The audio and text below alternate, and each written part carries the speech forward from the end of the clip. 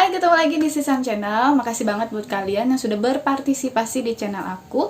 Dan buat kalian yang baru pertama kali gabung, jangan lupa untuk di like, subscribe, dan ditekan tanda loncengnya supaya kalian tidak ketinggalan informasi-informasi menarik dari aku tentunya.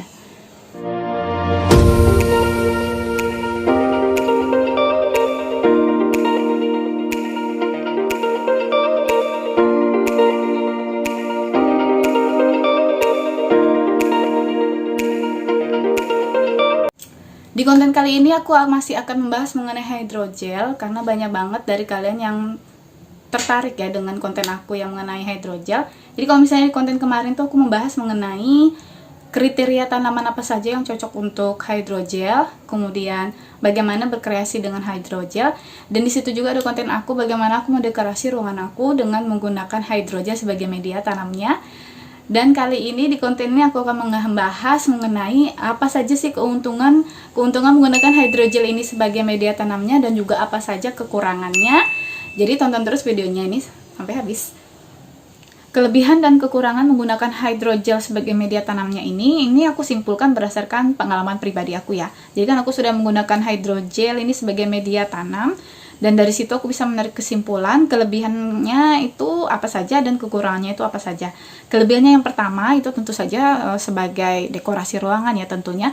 Karena memang dari bentuk dari hydrogel itu sendiri memang menarik ya. Bulat-bulat, bening, dan juga berwarna-warni. Itu memang sangat cantik banget untuk sebagai dekorasi ruangan. Kelebihannya bila dibandingkan dengan tanah itu kalian tidak perlu repot lagi untuk menyiram karena memang kandungan hydrogel itu sendiri adalah air.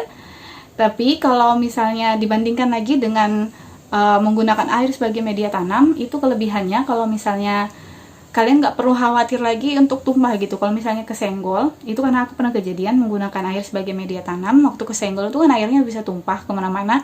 Tapi kalau misalnya hydrogel, waktu itu kesenggol, tumpah, paling kalian hanya memungut hydrogelnya saja. Karena memang kalau saat hydrogel itu jatuh, itu tidak pecah gitu ya, atau kandungan airnya itu tidak keluar. Paling kalian hanya ya dipungutin satu-satu aja gitu hydrogelnya, atau kalau kalian sultan kalian bisa banget buang aja itu hydrogel terus kalian bikin lagi hydrogel yang baru. Kemudian kalau untuk kekurangannya dari hydrogel ini sendiri, yang pertama ini tidak bisa digunakan sebagai berkembang biak. Maksudnya gini, kalau misalnya tanaman yang bertunas itu kan kalau di tanah itu kan ada tunas di samping-sampingnya gitu, itu kan bakalan muncul. Tapi kalau misalnya kalian menggunakan hydrogel itu nggak bisa ya, jadi tidak akan muncul di sampingnya itu tunas-tunas yang baru. Tapi kalau misalnya itu jenis tanamannya merambat, itu seperti ini ya, contohnya seperti sirih gading yang di atas itu akan tambah memanjang ke bawah, dan itu kalian bisa gunting lalu kalian bikin yang baru, kalian gunting bikin yang baru, hanya bisa seperti itu. Tapi kalau untuk kalian mengharapkan tumbuh tunas yang baru, itu sama sekali nggak bisa ya. Jadi kalau saya sih bilang ini tidak bisa digunakan sebagai untuk mengembangbiakan atau memperbanyak tanaman dalam bentuk tunas ya, seperti itu. Kemudian kalau untuk yang dikatakan ribet, juga agak ribet ya, karena hydrogel ini kan dia apalagi kalau kalian tinggal di tempat yang panas, itu hydrogel ini bakalan cepat mengecil gitu. Jadi hydrogel ini kan bisa membesar dan juga bisa mengecil tergantung dari suhu ruangan. Kalau sudah mengecil, itu tentu saja kan kandung airnya semakin berkurang. Itu kalian rendam lagi hydrogelnya, atau kalau kalian malas ya kalian bisa bikin hydrogel yang baru. Kalau pengalaman aku pribadi sih setiap 2 minggu itu pasti hydrogel itu akan mengecil. Jadi setiap 2 minggu kita ganti baru, setiap 2 minggu kita ganti baru. Kalau menurut aku sih agak ribet ya, agak ribet sih kalau seperti itu. Kemudian kalau untuk yang ketiga, itu walaupun sudah diberi pupuk tambahan, nutrisi tambahan, itu hasil daun-daunnya tidak bisa membesar ya. Jadi entah memang aku yang salah dalam memilih jenis nutrisi, karena memang aku sih waktu itu nyari AB mix tapi belum ketemu, jadi aku cuma pakai vitamin B ya kalau nggak salah. Itu kalian bisa lihat di atas tuh, ini kan pakai hydrogel, daunnya tuh kecil-kecil jadi gitu, kurus-kurus gitu, nggak seperti kalau misalnya ditaruh di tanah gitu kan daunnya bisa lebar-lebar. Tapi di sini aku bakalan coba lagi untuk menggunakan AB mix, nutrisi AB mix, apakah bisa besar, karena kan memang kalau kita lihat tanaman-tanaman hidroponik lain yang menggunakan AB mix itu daunnya kan bisa lebar-lebar. Tapi kalau misalnya menggunakan hydrogel apakah bisa melebar? Kalian bisa lihat di video aku berikutnya, karena aku bakalan bikin eksperimen tambahan.